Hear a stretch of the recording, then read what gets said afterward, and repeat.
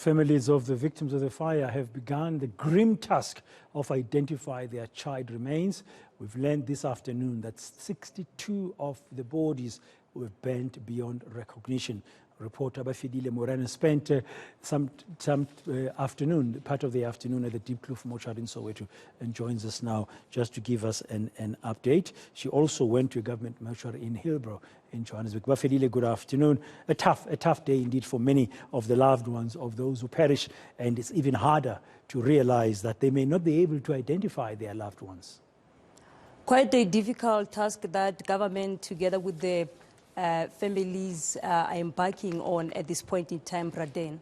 So basically, as you've indicated, about 62 bodies still have to go through the DNA tests, which is really not clear at this point in time as to for how long the process may take. This is really frustrating the families of the victims, having to say that government should really speedify the process because they want to bury their loved ones. There is a Muslim religious people who were also there having to cry foul to say that, remember that we have about 3 days at least can bury our people on time. But now when you say that there's still a long way to go for us and not even coming up with an exact time as to when exactly will the process of the DNA be completed, it's really frustrating them, Braden.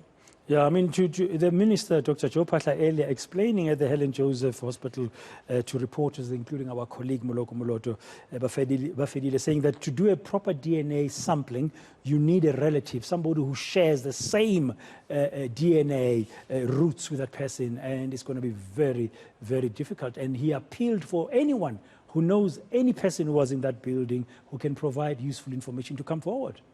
Yes, really a difficult task. We understand also that the Department of Home Affairs has also been roped in to station, in particular, Diepkloof government mortuary, where all these processes will continue. We understand the process will continue into the weekend as well and next week. It's really going to be a difficult task for government at this point in time, and having to say that they are really appealing to close relatives to come forward, mainly because most of the people that we understand are foreign nationals, and also because of the situation that happened, their belongings have burnt down. It's going to really require a really serious time, long process to follow this matter to the latter, Braden. Yeah, you spent most of your time at the Diepkloof mortuary, but you also went to Hillbrow. Did you find a similar situation in Hillbrow? The reason why we went to Hillbrow, it's because really in the morning it was not a good start. There was a poor communication from government officials from the Department of Health here in Gauteng.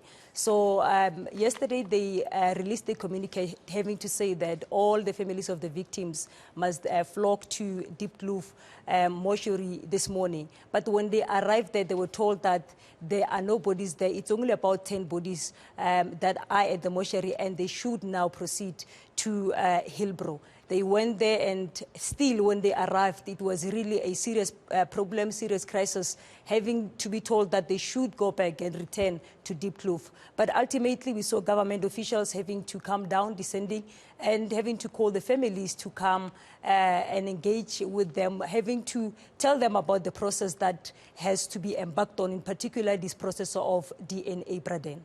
Thank you very much, reporter Bafedile Moerane, who spent part of the day outside the Diepkloof government mortuary.